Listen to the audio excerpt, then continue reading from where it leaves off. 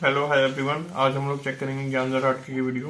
उस रात भारत ने ऐसे पाकिस्तान को निपटाया।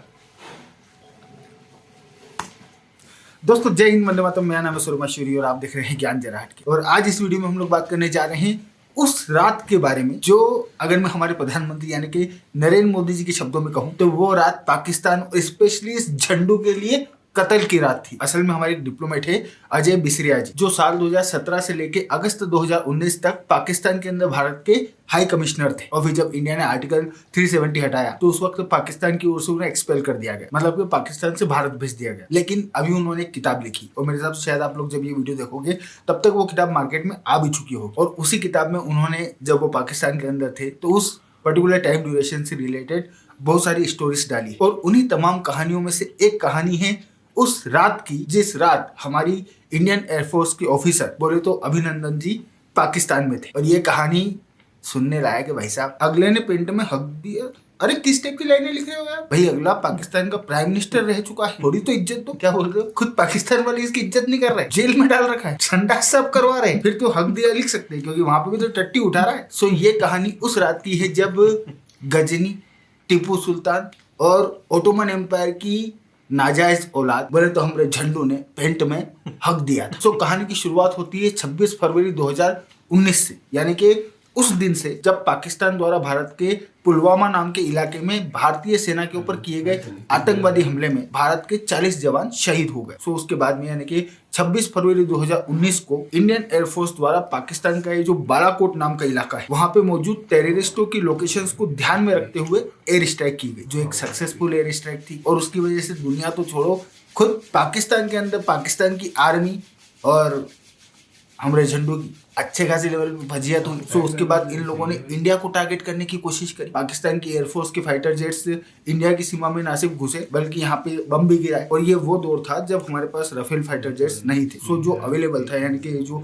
मिग 21 अवेलेबल थे, उनको लेके इंडियन आर्मी की ओर से काउंटर करने की कोशिश की गई। और इसी प्रोसेस में आसमान में पाकिस्तानी एयरफोर्स के फाइटर प्लेन, बोले तो F-16, जो इन लोगों को ना सिर्फ इनके मुंह बोले पप्पा ने दे रखे हैं बल्कि काफी आधुनिक फाइटर प्लेन। सो पाकिस्तानी एयरफोर्स के पायलट्स F-16 उड़ा रहे थे और हमारी एयरफोर्स के ऑफिसर यानी कि जो अभिनंदन साहब थे, ये उड़ा रहे थे मिग 21। जो किस तरीके का फाइटर प्लेन है मुझे नहीं लगता कि यहाँ पे मुझे किसी भी तरीके का एक्सप्लेनेशन देने की जरूरत है। आज की तारीख में मिग 21 की क्या स्थिति हम सभी लोग जानते हैं। और अगर हम लोग एक brand new MiG 21 fighter aircraft की बात करें तो भी एक brand new MiG 21 fighter aircraft F-16 के आगे कहीं भी नहीं टिकता, क्योंकि F-16 बहुत ज्यादा आधुनिक है। बट फिर भी उस वक्त हमारी एयरफोर्स के पास उस लोकेशन पे जो अवेलेबल था उसको लेके हमारे फाइटर पायलट्स उड़े। और अभिनंदन साहब ने आसमान में पाकिस्तानी एयरफोर्स के साथ हुई डॉग फाइट के दौरान पाकिस्तान के F-16 फाइटर प्लेन की फाइल निपटा दी। बट इस प्रोसेस में अभिनंदन साहब अपना प्लेन लेके पाकिस्तान की सीमा में काफी अंदर चले गए। और ऑब्वियस सी बात है, मिग 21 F-16 के आगे कैसे टिकेगा। सो पाकिस्तानी एयरफोर्स के दूसरे F-16 ने हमारे अभिनंदन साहब के प्लेन पे हमला किया। और उस हमले में वैसे तो अभिनंदन साहब ने इजेक्ट कर दिया था, बट प्लेन क्रैश हो गया। और अभिनंदन साहब ने जिस वक्त इजेक्ट किया, क्योंकि उस वक्त उनका प्लेन पाकिस्तान की सीमा में था, इस वजह से जब वो पैराशूट से जमीन पे पहुंचे तो ऑब्वियस सी बात है उन्होंने पाकिस्तान में लैंड किया। फिर यहाँ तक की कहानी तो सभी को पता है, क्योंकि ये कोई सीक्रेट नहीं है, ये तो ओपन स्टोरी। बट जब हमारे अभिनंदन साहब का प्लेन क्रैश हो गया और वो पाकिस्तान में लैंड हो गए तो उसके बाद में प्रोसेस शुरू हुई अभिनंदन साहब को फिर से भारत लाने की। अच्छा, वैसे यहाँ आप लोगों को कुछ बातें पता होना चाहिए, जैसे कि सिर्फ पुलवामा नहीं बल्कि इससे पहले भी पाकिस्तान की ओर से भारत के ऊपर जितने भी आतंकवादी हमले किए गए, पाकिस्तान की ओर से, इन सेंस के पाकिस्तान से ऑपरेट होने वाली जो टेररिस्ट ऑर्गेनाइजेशंस हैं, उन्होंने भारत के ऊपर जो हमले किए, जैसे कि 26/11 हो गया, उरी हो गया, उनको लेके भी पाकिस्तान का यही एटीट्यूड था कि भैया ये फॉल्स फ्लैग ऑपरेशन है, भारत वालों ने खुद ही करवा ली अपने यहाँ पे हमले, हमारा इसमें कोई हाथ नहीं है। प्लस जब भी इन्वेस्टिगेशन से रिलेटेड जो डोजियर्स होते हैं वो जब भी भारत ने पाकिस्तान को सौंपे, इंक्लूडिंग ये जो पुलवामा हमले की इन्वेस्टिगेशन थी, इससे रिलेटेड जो डोजियर भी पाकिस्तान को सौंपा था भारत सरकार ने, उसको लेके भी इन्होंने किसी भी तरीके की कार्रवाई नहीं करी। प्लस हमारा ये जो झंडू है, हम सभी जानते हैं कि किस एटीट्यूड में पाकिस्तान का चीफ बेगिंग ऑफिसर बना था। और ये बंदा ये मान के चल रहा था कि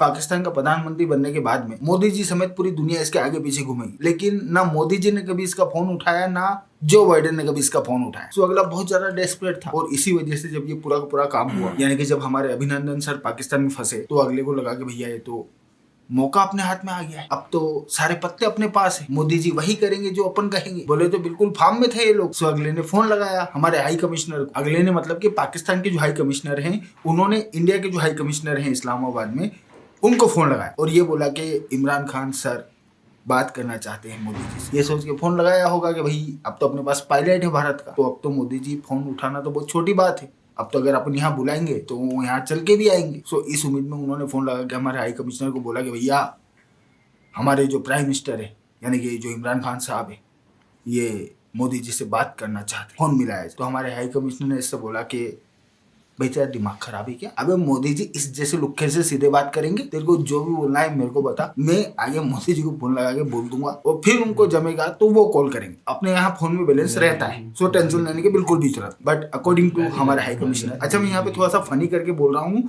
इस वजह से एग्जैक्ट वर्डिंग नहीं है, ये एग्जैक्ट वर्डिंग मान के मत चलना, क्योंकि इंडिया के हाई कमिश्नर की बात है, इस वजह से डिस्क्लेमर देना जरूरी। देन अमेरिका और ब्रिटेन के जो डिप्लोमेट्स हैं, उन्हें डिप्लोमेटिक चैनल की मदद से ये बात बोल दी गई कि भैया हमारा जो पायलट पाकिस्तान के पास है, अगर मतलब छोड़ना तो तुम्हें पड़ेगा ही, वो बात तो तुम करो ही मत, लेकिन अगर उसे खरोच भी आई तो फिर जिस लेवल का एस्केलेशन होगा उसकी तुम लोग कल्पना भी नहीं कर सकते हो। प्लस अमेरिका, यूके और फ्रांस के जो इन्वॉय हैं, उनके साथ में इस पूरी की पूरी सिचुएशन को लेकर पाकिस्तान वाले मीटिंग कर रहे थे और उसी मीटिंग में लगभग 5:45 पे, ये 27 फरवरी की बात हो रही, एक बंदी उस मीटिंग के बीच में आई और उसने मीटिंग को इंटरप्ट करते हुए पाकिस्तान वाले बंदे को बोला कि भैया पाकिस्तान की आर्मी से मैसेज आया है, भारत वालों ने 9 मिसाइलें खड़ी कर दी है फायरिंग पोजिशन में और किसी भी समय फायर हो सकती। सो अब देख लो क्या करना है। देन जब ये सारी की सारी प्रोसेस चल रही थी, उस वक्त अकॉर्डिंग टू हमारे हाई कमिश्नर, हमारा ये जो झंडू है, इसने चाइना के राष्ट्रपति शी जिनपिंग को फोन लगाया और उन्हें फोन लगा के ये बोला कि देखो शी जिनपिंग साहब, चाइना पाकिस्तान भाई भाई, आज इस पूरे मामले में क्योंकि अमेरिका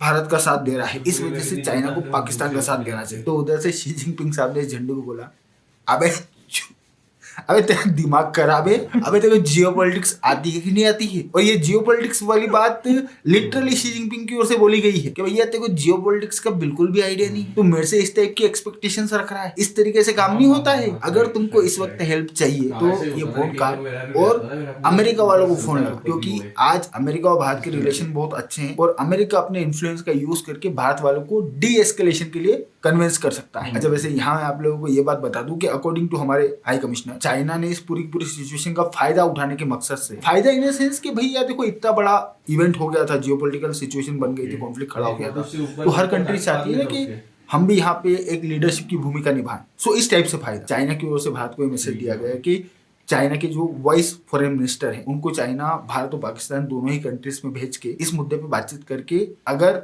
सब पार्टी राजी हो तो डी एस्केलेशन करवाने की कोशिश कर सकते हैं। तो भारत की ओर से उन्हें पोलाइटली, ये शब्द यूज किया है हमारे हाई कमिश्नर ने, कि भारत की ओर से उन्हें पोलाइटली मना कर दिया गया। सो स्थिति साफ थी कि भैया पाकिस्तान ने अपने जितने भी मित्र हैं सबको फोन लगा लिया था कि भारत वालों को रोको। प्लस पाकिस्तान वालों ने अमेरिका और यूके वालों को फोन लगा के भी ये बोला कि भाई ये भारत वालों ने खुद ही करवा लिया है। तो उस पर अमेरिका और यूके वालों ने पाकिस्तान वालों को रिटर्न जवाब देते हुए ये बात बोली कि भैया यार ये खुद करवा लिया है, तुम्हारा हमेशा का है। 26/11 पे भी तुमने यही बोला था, उरी पे भी तुमने यही बोला था और आज पुलवामा पे भी तुम यही बोल रहे हो, जबकि हर बार लास्ट में तुम्हारा ही हाथ निकल के आता है। इस वजह से फालतू बकवास नहीं करना, अदरवाइज यहाँ पे भारत की ओर से एस्केलेशन हो सकता है। सो अब क्योंकि पाकिस्तान के पास कोई भी ऑप्शन नहीं बचे थे, इस वजह से फाइनली पाकिस्तान की ओर से भारत के हाई कमिश्नर को यह मैसेज कन्वे किया गया कि पाकिस्तान ना सिर्फ अभिनंदन सर को तुरंत प्रभाव से छोड़ेगा, बल्कि इसकी घोषणा खुद इमरान खान, बोले तो हमारा झंडू, पाकिस्तान की पार्लियामेंट में खड़े होकर करेगा। प्लस पुलवामा से रिलेटेड जो डोजियर भारत ने पाकिस्तान को सौंपा है, उसके अकॉर्डिंग पाकिस्तान कार्रवाई भी करेगा और इन फ्यूचर भारत के अगेंस्ट में पाकिस्तान की जमीन को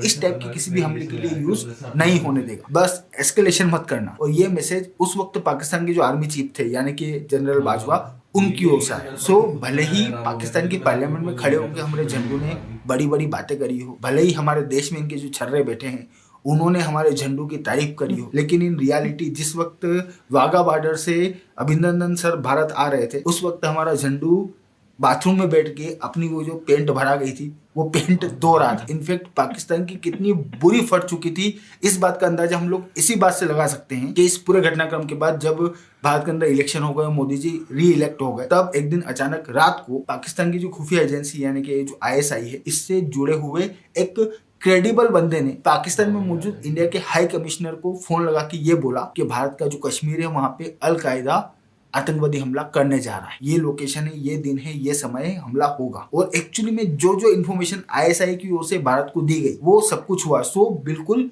क्रेडिबल इन्फॉर्मेशन थी, मतलब कि भारत में होने वाले आतंकवादी हमले को रोकने के लिए ISI ने मदद करी। और इसी से पता चलता है कि अभिनंदन वाले केस में भारत की ओर से जो किया गया उसकी वजह से इनकी कितनी ज्यादा फट चुकी थी, और ये नहीं चाहते थे कि ये पुलवामा वाला केस एक बार फिर से रिपीट हो। सो ये स्टोरी है। इस तरीके से भारत ने पाकिस्तान की अक्ल ठिकाने लगा। बाकी तो मैं हूं आपका दोस्त सौरभ और आप देख रहे थे ज्ञान जराट।